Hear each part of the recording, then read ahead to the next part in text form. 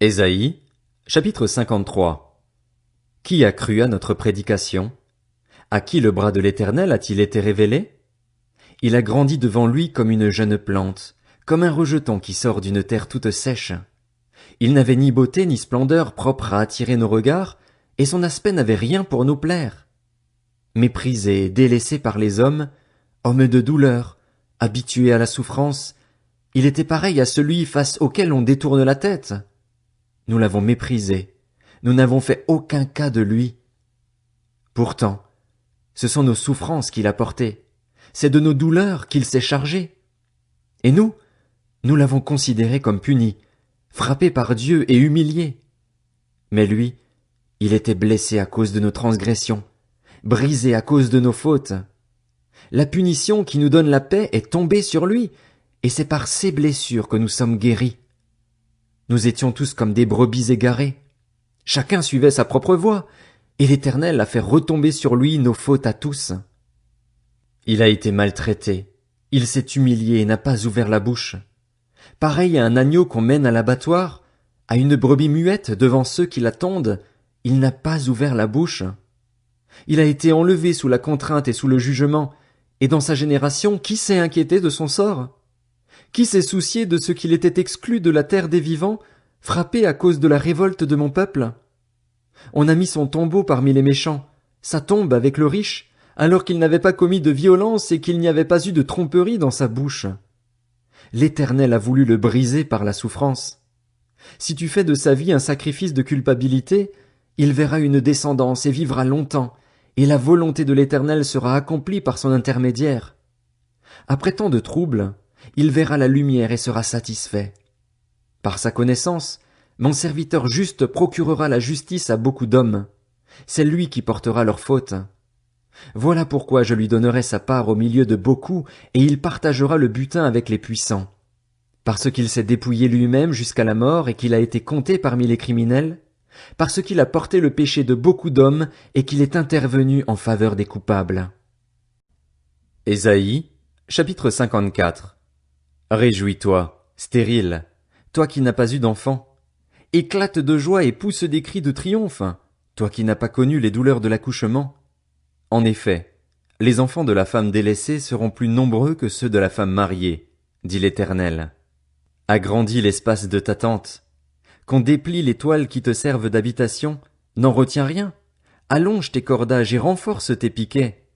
En effet, tu déborderas à droite et à gauche, ta descendance envahira des nations et peuplera des villes désertes.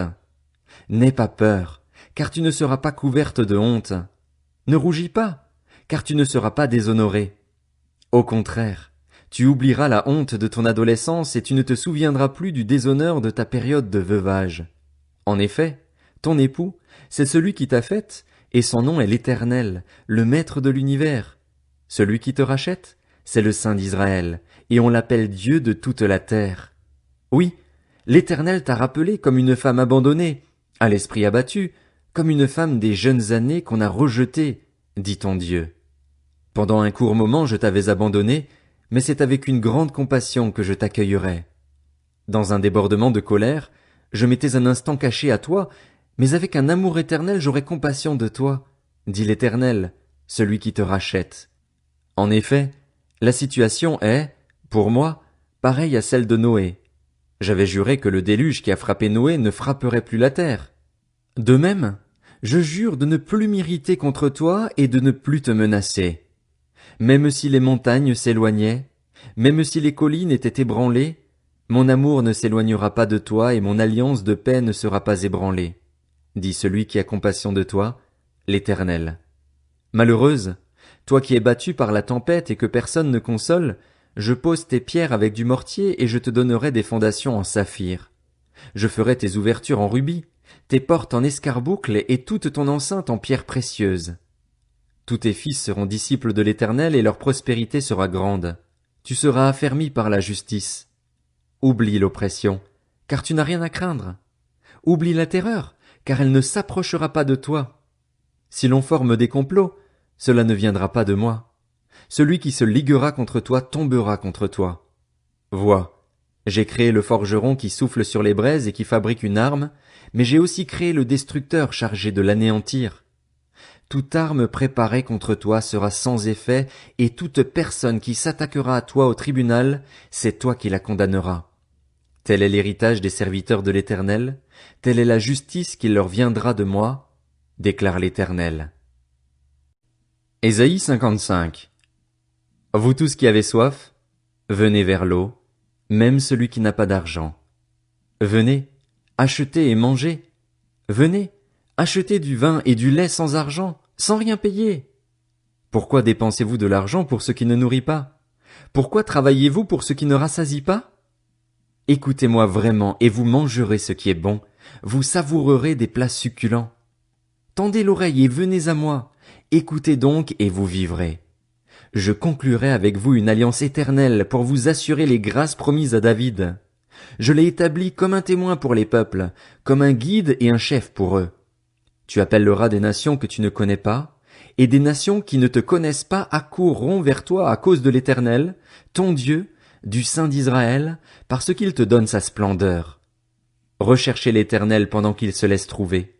Faites appel à lui tant qu'il est prêt. Que le méchant abandonne sa voie, et l'homme injuste ses pensées. Qu'il retourne à l'Éternel. Il aura compassion de lui. Qu'il retourne à notre Dieu, car il pardonne abondamment. En effet, vos pensées ne sont pas mes pensées, et mes voies ne sont pas vos voies, déclare l'Éternel. Le ciel est bien plus haut que la terre. De même, mes voies sont bien au-dessus de vos voies, et mes pensées bien au-dessus de vos pensées. La pluie et la neige descendent du ciel et n'y retournent pas sans avoir arrosé la terre, sans l'avoir fécondée et avoir fait germer ses plantes, sans avoir fourni de la semence au semeur et du pain à celui qui mange. Il en va de même pour ma parole, celle qui sort de ma bouche. Elle ne revient pas à moi sans effet, sans avoir fait ce que je désire et rempli la mission que je lui ai confiée. Oui, vous sortirez dans la joie et vous serez conduits dans la paix. Les montagnes et les collines éclateront en cris de joie devant vous et tous les arbres de la campagne battront des mains. Au lieu des buissons épineux poussera le cyprès, au lieu de l'ortie poussera le myrte, et cela contribuera à la réputation de l'Éternel. Ce sera un signe éternel qui ne disparaîtra jamais.